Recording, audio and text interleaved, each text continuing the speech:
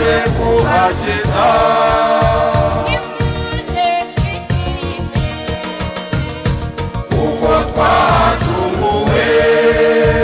izuba yarasiye Mu mitima yacu. Nimuhumure bana b'Imana, muze dushimire Imana ku byiza dukorera buri munsi muri aya masomo kuwa kabiri w'icyumweru cya kane cya Adventi tariki 22 Ukuboza 2020. Isomo rya mbere ryo mu gitabo cya mbere cya Samweli umutwe wa mbere murongo wa 24 kugeza ku 28 n'umutwe wa kabiri umurongo wa mbere. Samweli amaze gucuka, nyina Ana aramuzamukana hamwe n'ikimasa cy'imyaka 3, inshuro y'ifu y'ingano n'uruhago rw'uruhu rurimo divayi, amwinjiza mu ngoro y'Uhoraho i Silo, kandi umwana yarakiri muto. Batamba cya kimasa, maze umwana bamushyikiriza Heli. Ana ati, umbabarire shobuja, uhorane ubugingo shobuja, ninjye wa mugore wari uri iruhande rwawe ahangaha nsenga Uhoraho. Uyu mwana niwe nasabaga, none Uhoraho yampaye icyo namusabye, nanjye ndamumuhaye, yeguriye Uhoraho mu buzima bwe bwose. Nuko bunamira Uhoraho aho ngaho. Ana arasenga agira ati, umutima wanjye uhimbarijwe muri Uhoraho, n'ubwemarare bwanjye mukesha Imana yanjye. Ntinyutse kwihimura abanzi banjye, nejerejwe nuko abatsinze. Umuheto w'intwaro uravunitse, naho abadandabiranaga bakindikije imbaraga. Abari bijuse baraca inshuro, naho abari bashonje baradamaraye. Uhoraho arica kandi akabeshaho, yohereza ikuzimu kandi akavanayo. Uhoraho arakenesha kandi agakungahaza, acisha bugufi akanakuza. Avana umutindi mu mukungugu, agakura umukene mu mwanda, kugira ngo abicaze hamwe n'ibikomangoma kandi bahabwe icyicaro cy'icyubahiro. Umutima wanjye uhimbarijwe muri Uhoraho. Amagambo mu Ivanjili ntagatifu Yesu Kristo uko yanditswe na Luka umutwe wa mbere murongo wa 46 kugeza kwa 56.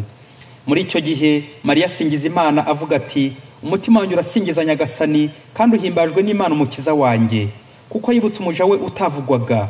Rwose kuva amasekuruza yose azanyita umuhire. Ushobora byose yankoreye ibitangaza, izina rye ni ritagatifu. Impuhwe ze zisesekarizwa abamutinya bo mu bihe byose. Yagaragaje ububasha bw'amaboko ye, atatanya abantu birata. Yahananduye abakomeye abakura ku ntebe zabo, maze akuza ab'intamenyekana. Abashonje yabagwirije ibintu, abakungu basezerera amaramasa. Yagobotse Isiraheli umugaragu we, bityo yibuka impuhwe ze, nk'uko yari yarabibwiye abakurambere bacu, abigira Aburahamu n'urubyaro rwe iteka. Mariya yamaranye na Elizabeth nk'amezi 3, abona gutaha. Iyo ni Ivanjili ntagatifu. Bana b'Imana, ninde ubuze icyo ashimiraho Imana? Umutima wanjye urasingiza Nyagasani. Buri wese muri aya masomo yirebe, arebe ibyiza Imana idahwema kumugira buri munsi, maze dufatikanye n'aba babyeyi bombi, Ana na Bikira Mariya, bashimira Imana ikabaha gusama bakabyara. Nanjye umunsi ngire nti, ninjye ugarutse kugushimira Mana. Mu isomo rya mbere turazirikana igitangaza gikomeye Imana ikoreye Ana, imukuye ku gisuzuguriro. Ana wari ingumba, none Imana imuhaye umwana Samweli. Shimwa Mana. Elikana yari afite abagore babiri, Penina na Ana. Penina yari afite abana, naho Ana nta kana agira. Penina yari afite shitani wamuteraga kwandavuza Ana, nuko Penina akibagiza ko atari Ana wabyigize. Ubwo anashengurwa n'agahinda akarira bikomeye, yaje kwigira inama, nangiye kuvuga inama ya kigabo, asigara mu ngoro. Amara umwanya muremure asenga, aganyira Imana, amutura ishavu. Hera umuhereza bitambo amaze kumenya icyifuzo cye, akimugereza ku Mana, aramusubiza ati, genda amahoro kandi Imana y'Isiraheli iguhe icyo wayisabye. Amen. Uhoraho yagobotse Ana, amukoreye igitangaza gikomeye, amuhaye umwana. Shimwa Mana. Nguko abasaseridoti bakagombye guhora batakambira Imana, bakayigezaho ibyifuzo by'imbaga, amarira n'agahinda by'abayoboke b'Imana. Ese nanjye ndi muri abo batakambira abandi ku Mana, cyangwa wasanga nta mwanya njya mbibonera? Imana yagobotse Ana, imuha umwana Samweli. Samweli ni amagambo abiri y'Igiheburayi, Shema Elohim. Imana yarumvise, yaransubije, Shamuel, uwo nasabye Uhoraho. Ana rero ntabwo yihereranye ibyo byishimo, agarutse mu ngoro gushimira Imana ati, uyu mwana niwe nasabaga Uhoraho, none Uhoraho yampaye ibyo namusabye. Amen. Ratwa Mana. Shimwa Mana. Kumenya aho wakuye. Nakuye mu ngoro niho ngomba gusubiza, nakuye ku Mana niho ngomba gusubiza. Ese ibyo mfite byose mbikesha Imana? Iki gisingizo cya Ana ni kimwe n'icya Bikira Mariya. Iyi ndirimbo y'umugore wa Ringumba ihamagara ibindi byishimo bikomeye bya Elizabeth na Bikira Mariya bagiye kubyara nabo ku buryo bw'agatangaza. nibwo na Bikira Mariya mu ivanjiri ariko Elizabeti ataratsa ashimira Imana muri ya ndirimbo y'igisingizo gihebuje cya Magnificat ati umutima wanjye urasingiza Nyagasani. Bavandimwe, kuko twagiye tubigarukaho, abagore b'ingumba nka Ana bari insuzugurwa, intabwa. Ikindi kuri Bikira Mariya ntabwo ari wari witezwe ko ari uzabyara umukiza, kuko atarafite amavuko y'agatangaza, yari ntamenyekana. Twakwibaza tuti kuki Imana inyuze ku nsuzugurwa, abakene, intabwa ngo ize kudusura, izidusanga, ituzanira ibyishimo abatuye isi?